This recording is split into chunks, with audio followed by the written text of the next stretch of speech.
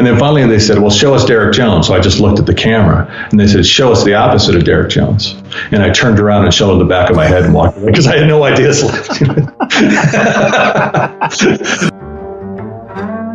That is Derek Jones, bassist for Cirque du Soleil's show Karr in Las Vegas, talking about his audition experience for Cirque. Great story that you're going to hear in a bit.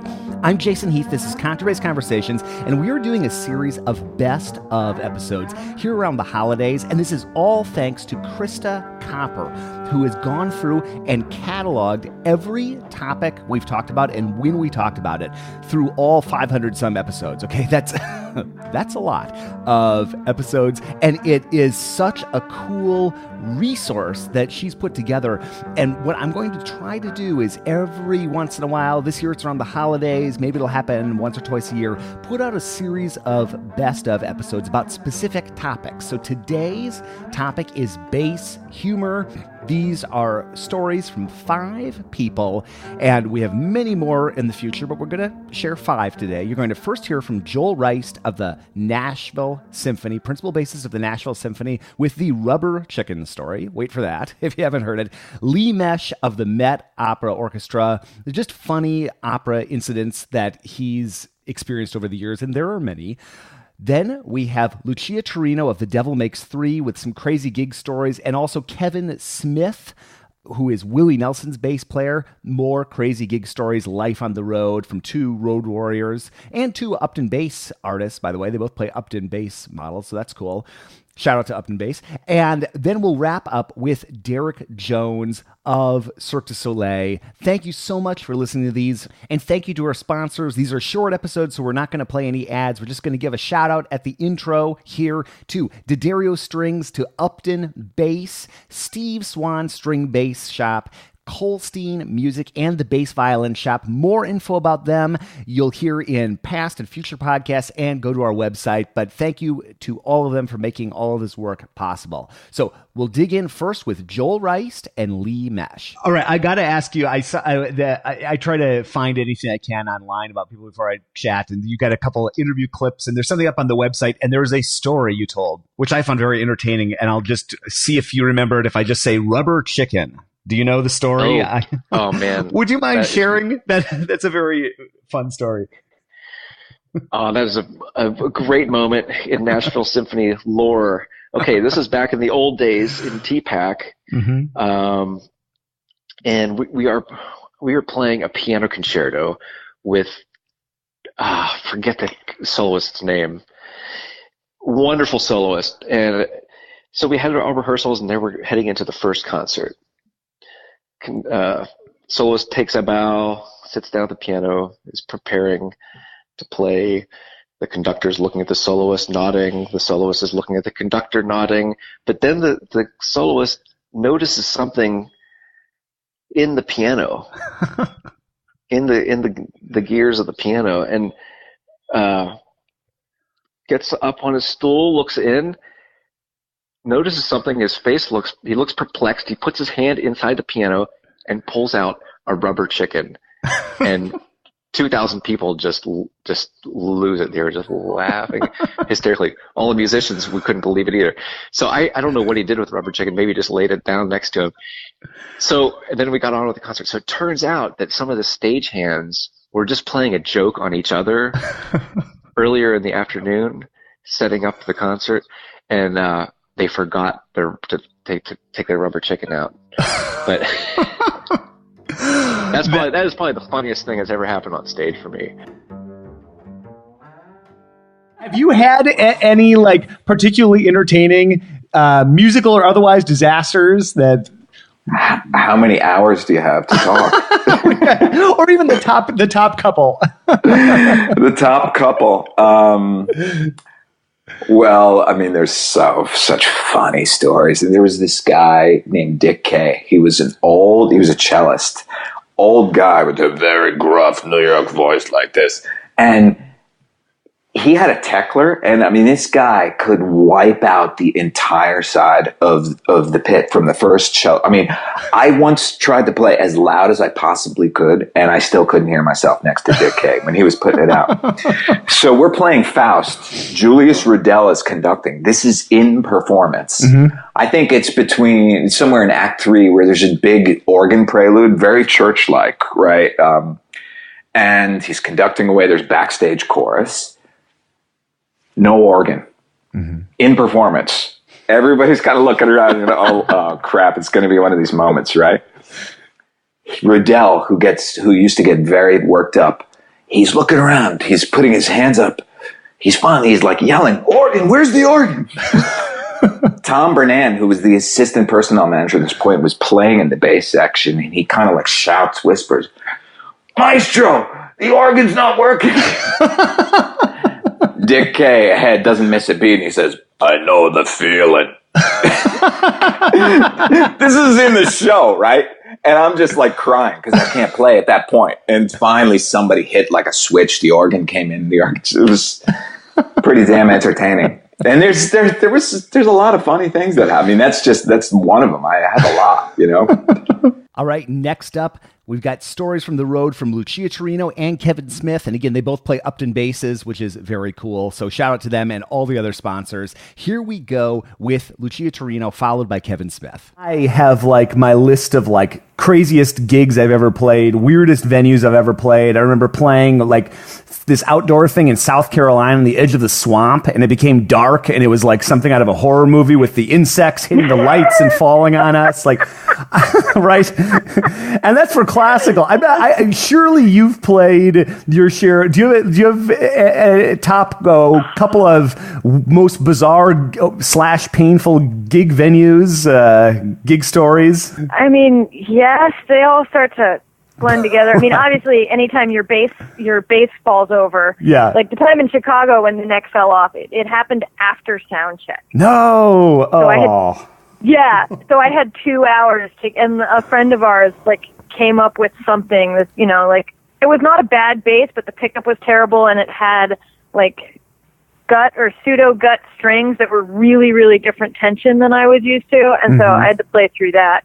I've had beer bottles thrown at me and hit the bass. No, really? That's always fun. Oh, yeah. And again, you know, it's like one of those things where I don't think it was, people get drunk. Right. But it did sort of feel like that rawhide thing where I was like, where is the chain, the chain link fence to protect us? So I was playing this new bass on stage, and it kept detuning, and I kept tuning it and tuning it and tuning it. And finally, right, and we're playing like a nice mid-tempo country shuffle, and the headstock just busts off, and the strings and the bridge and the tailpiece and everything just make this huge thunk on the floor, and everything stops. Then one guy starts going like this. I was like, so it had been repaired, and I hadn't really noticed the repair, and, you know. Nothing like the sarcastic slow clap for the bass disaster. I'm sure most of you have had some sort of crazy gig happenstance at one point or another. I would love to hear about it. If you want to write in, feedback@contrabassconversations.com, you can totally do that. And I've even got it a way where we can record your voice and put it out on one of these future bass humor podcasts. Again, hit me up on email and we'll get that set up. And we will round out today's episode like we started it with Derek Jones. It's a little bit of a longer story, but it is a great and wacky audition story. There's a line in the middle of it that I truly love. Something along the lines of the musical portion of our audition has completed. Now for the non-musical part. I'm butchering it, I'm sure, but you will love this. Here is Derek Jones on his Cirque du Soleil audition. They came to Nashville to audition artists, so they had an ad in what's called the Nashville Scene, which is kind of like the Las Vegas Week, pink section in the Chronicle. You know, it's an entertainment, what's going on in town kind of thing. And bottom one of the pages says Cirque du Soleil coming to audition artists of any kind. If you're interested, email us. And my wife and I had seen, they had a Bravo day of Cirque du Soleil stuff. The first Christmas we were there. And so we ended up watching that because we were like fascinated. It was just beautiful. And I thought, man, what a beautiful company. This stuff they're doing is so great. Allegria specifically, that was the culmination of music and art and everything to me. For me, it really grabbed me. The music was great. Dave Peltier's fretless bass playing was just beautiful. And, he lives here now. He plays on Mystere. And so I got to thank him and go, hey, man, because of your playing, I got really interested in this company. And, so it's really beautiful. And he's a wonderful cat. And so when I remembered those Bravo shows, it doesn't hurt to email him. And so they emailed me back, said we're going to do these auditions in August 4th, actually, at SIR Studios in Nashville.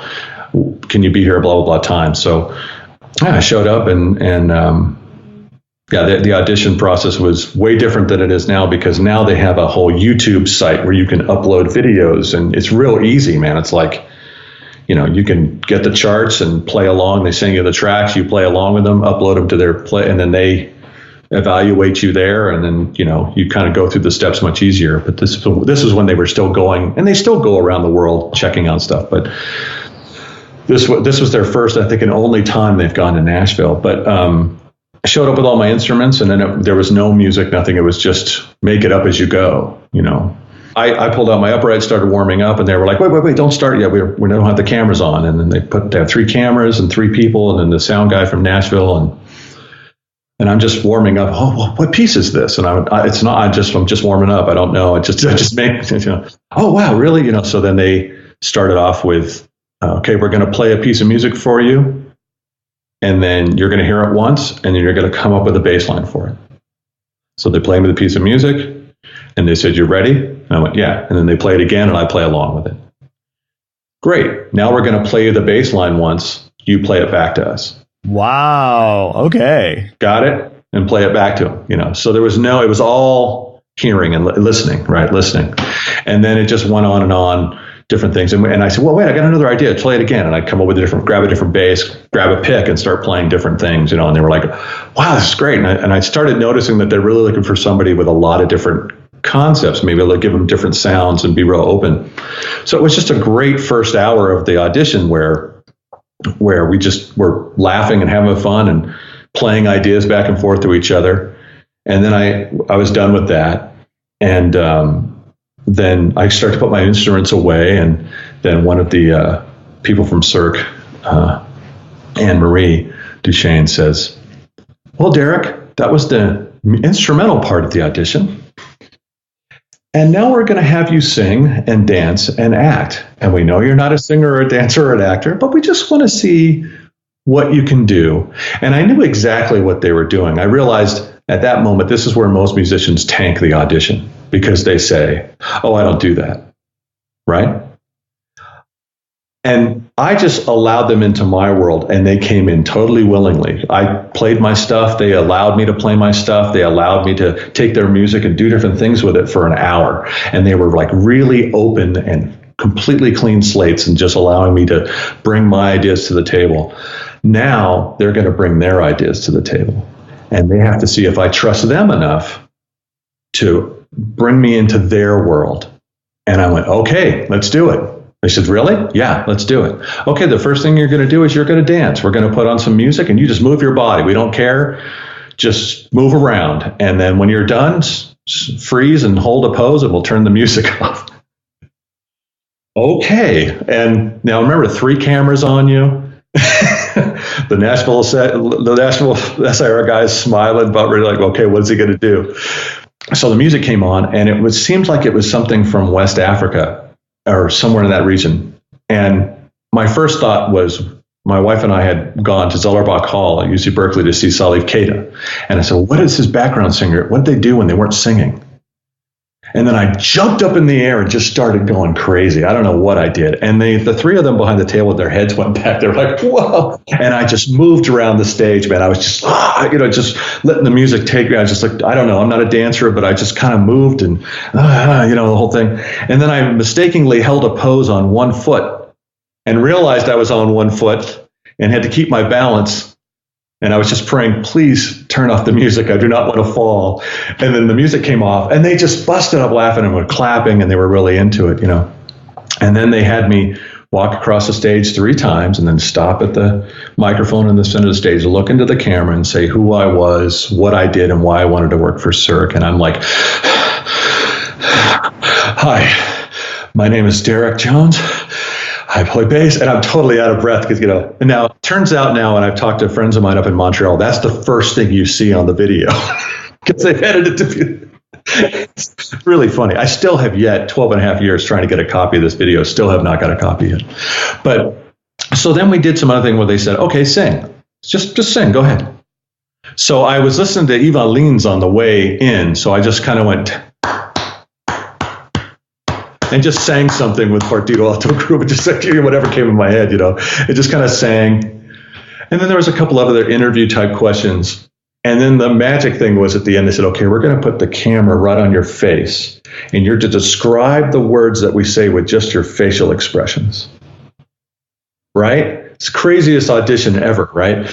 So they start, you ready? And then there's really no time to think, right? Because they really don't want you to think, right? They just want you to go. So yeah, and they start saying Paris, lemons, broccoli, garbage, whatever word and I'm just moving my face, and they're like cracking up. I don't know what I'm doing. I can't see what I'm doing. There's just a camera about this close to my face, just like half a foot away or something. And I'm just looking at the camera, just moving my face around. And then finally they said, well, show us Derek Jones. So I just looked at the camera, and they said, show us the opposite of Derek Jones. And I turned around and showed them the back of my head and walked away because I had no ideas left.